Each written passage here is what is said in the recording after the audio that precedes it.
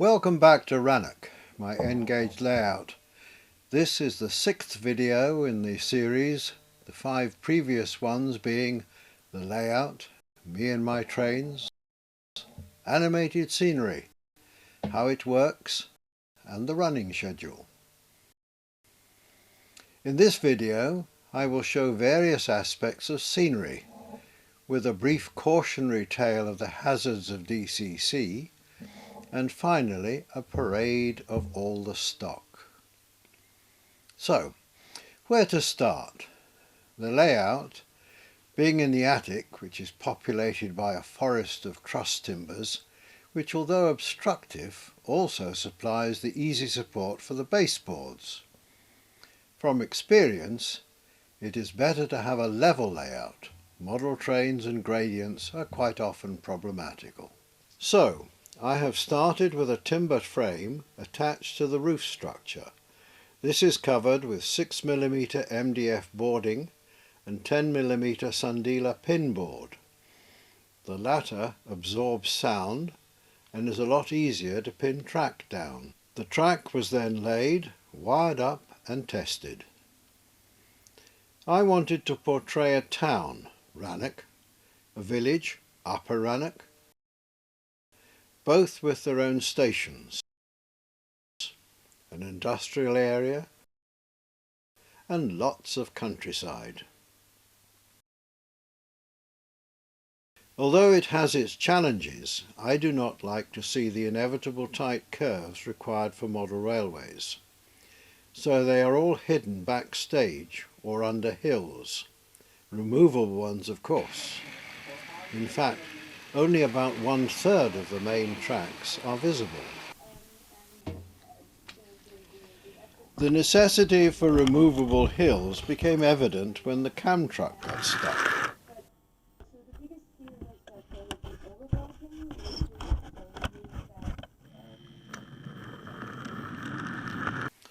Hills provide a wonderful opportunity to make cliffs. This is great fun and quite rewarding.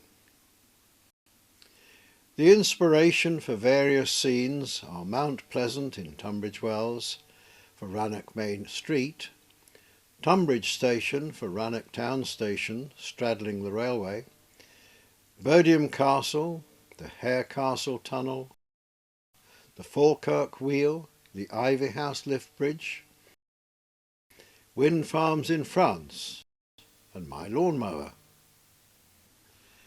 Early on, I decided that my backcloths would be photographs, so with a lot of experimentation with distance and perspective, I managed to produce 12 about 1 metre long each, some of the same picture in reverse.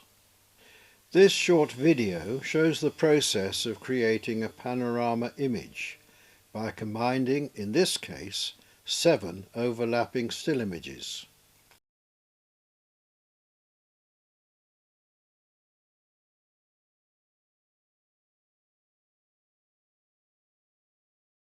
I was very pleased with how the people, seen visiting Bodiam Castle, merged very well with the scenery figures in front of the backcloth. After track laying, all visible tracks have to be ballasted. The hill contours are formed with polystyrene, which in turn is covered with plaster bandage material, painted and covered with different grades and colours of flock. Trees. There's always room for more, but placed strategically, they can very conveniently mask the joints in the backcloths. The buildings are mostly from Metcalfe, and terraces have been created by using back-to-back house fronts. It works for me. I did, however, get caught out with one terrace that backed onto the railway line, where the backs were not visible, so they had no windows or doors. That was until I sent the cam truck round. The problem had to be resolved with windows to all elevations. Fencing, walls and hedges can be fun.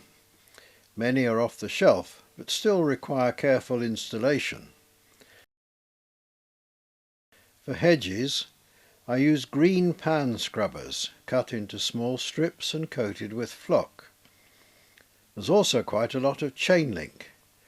This is created using wedding veil and thin plastic posts, then spray painted. Areas of interest around the layout are the children's play area, a wedding, a creperie, graffiti, a busy car park, engine sheds, a fueling depot, scrap yard, a farm, house under construction, a combine harvester just like the one in France, and of course the animated scenery detailed in another video.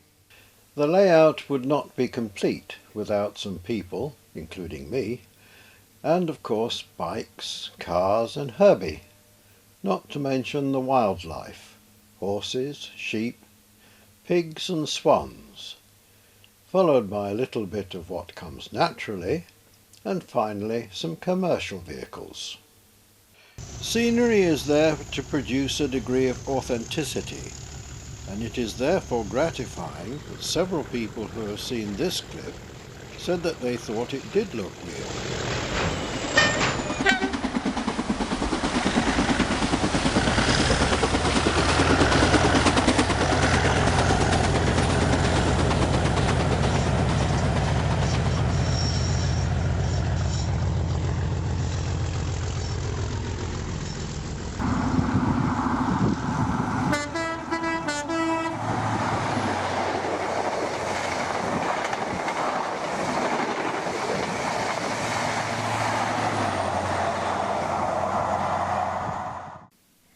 A DCC problem. The problem seems to occur if an engine is stationary but not necessarily derailed on a point or diamond crossing. It has occurred to 3 engines, a Cato Eurostar, a Fleischmann steam locomotive, and most recently a Graham Farish Swallow Intercity. The problem is a short circuit which does not cause the system to shut down, and therefore heats up the wheels and destroys associated plastic components, making the engines useless. In the case of the Eurostar, I had spare bogies, so all was well. In the case of the Fleischmann 87182, spare parts were easily obtained. A lesson there perhaps for Graham Farish. In the case of the Intercity Swallow, it was a write-off, with no spares or current power unit available. This is until I was advised that a very old warship by Minitrix has a similar wheel configuration, but I didn't have one. So viewing the demise of my 8-coach train with horror, I looked on eBay and a warship had just been listed, so I bought it. By extending the bogies both back and front and fitting a decoder, all seemed to be well again, so the problem, which in this case could have been very expensive, has been solved. And finally, a parade of the stock. There are 3 goods trains with 8 engines, 4 complete train sets, 4 rakes of passenger carriages with 12 engines, a nuclear waste train, a shunter, and an occasional visitor from Switzerland.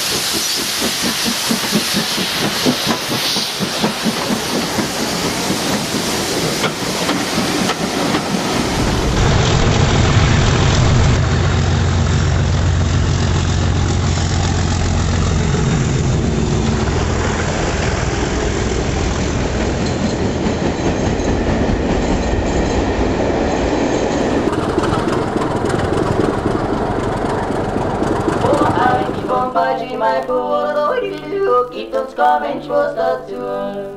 Holy Lord,